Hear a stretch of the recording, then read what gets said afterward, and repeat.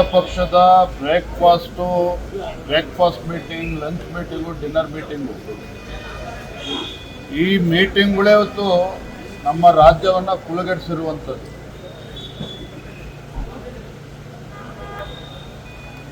ಪದೇ ಪದೇ ಕಳೆದ 3-4 ತಿಂಗಳುಗಳಿಂದ ಡಿನ್ನರ್ ಮೀಟಿಂಗ್ಗಳನ್ನು ಮಾಡಿಕೊಂಡು ಇವರ ಡಿನ್ನರು ಲಂಚ್ ಮೀಟಿಂಗ್ ಭರಾಟೆಯಲ್ಲಿ ರಾಜ್ಯದ ಆಡಳಿತವನ್ನ ಸಂಪೂರ್ಣವಾಗಿ ಮರೆತಿರುವಂಥದ್ದು.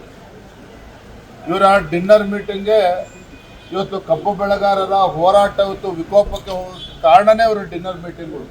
ಯಾಕೆ ಅಂತ ಹೇಳಿದ್ರೆ ರಾಜ್ಯದ ರೈತರ ಸಮಸ್ಯೆಗಳ ಬಗ್ಗೆ ಚಿಂತನೆ ಮಾಡ್ತಕ್ಕಂಥ ಇದಕ್ಕೆ ಇವರು ಯಾವುದೋ ಸಮಯವನ್ನು ಕೊಡಲಿಲ್ಲ.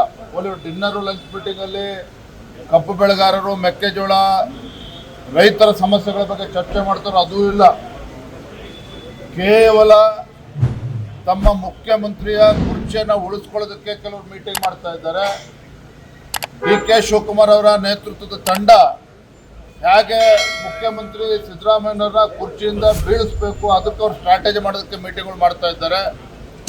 ಇದರ ನಡುವೆ ಆಡಳಿತ ಯಂತ್ರ ಸಂಪೂರ್ಣವಾಗಿ ಕುಸಿದು ರೈತರು ಬೀದಿಗೆ ಬರುವಂಥ ಪರಿಸ್ಥಿತಿ ನಿರ್ಮಾಣ ಮಾಡಿದ್ದಾರೆ. ನಾವು ಬೆಳಗಾವಿ ಅಧಿವೇಶನ ಪ್ರಾರಂಭ ಆಗುವ ಮುಂಚಿತವಾಗಿಯೇ ಸ್ಪಷ್ಟವಾಗಿ ಹೇಳಿದ್ವಿ, ಒಂದು 10 ದಿನ ಮುಂಚಿತವಾಗಿ, ಕನಿಷ್ಠ ಬೆಳಗಾವಿಯ ಚಳಿಗಾಲದ ಅಧಿವೇಶನ ಹೋಗುವ ಮುಂಚಿತವಾಗಿ ಆದರೂ ತಮ್ಮ ಈ ನಾಯಕತ್ವದ ಸಮಸ್ಯೆನ ಬಗೆಹರಿಸ್ಕೊಳ್ಳಿ. ಮುಖ್ಯಮಂತ್ರಿ ಕುರ್ಚಿಗೆ ಕಾಳಗ ನಡೀತಾ ಇದೆ, ಇದು ಕಾಂಗ್ರೆಸ್ ಪಕ್ಷದ ಆಂತರಿಕ ವಿಚಾರ ಅಲ್ಲ.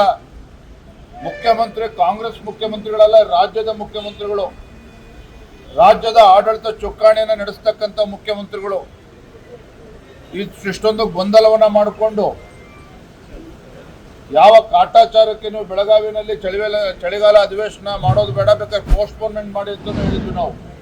ಮುಂದೂಡಿ ನೀವು ನಾಯಕತ್ವದ ಗೊಂದಲದ ನಡುವೆ ಚಳಿಗಾಲದ ಅಧಿವೇಶನ ಯಾವ ಪುರುಷಾರ್ಥಕ್ಕೆ ಮಾಡ್ತೀರಿ, ನಾಯಕತ್ವ ಗೊಂದಲವನ್ನ ಬಗೆಹರಿಸ್ಕೊಂಡು ಆಮೇಲೆ ಬನ್ನಿ ಅಂತ ಹೇಳಿದ್ವಿ. ಅದನ್ನು ಕೂಡ ಕೇಳಿಲ್ಲ.